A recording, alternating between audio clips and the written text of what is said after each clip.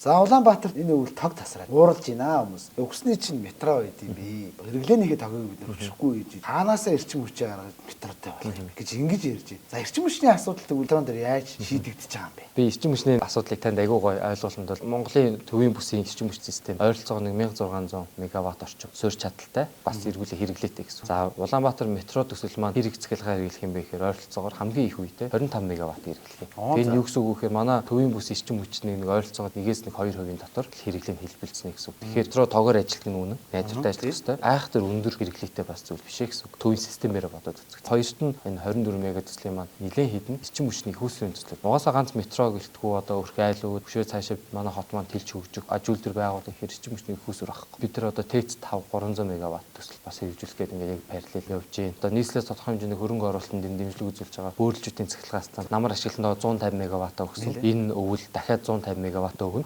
10 сард өгж амжуул бид эдгчил бол өвлийг бол ямар ч тогны асуудалгүйгээр давна. За батарей станцын 50 мегаваттаас өнгөрсөн намар орсон тийм.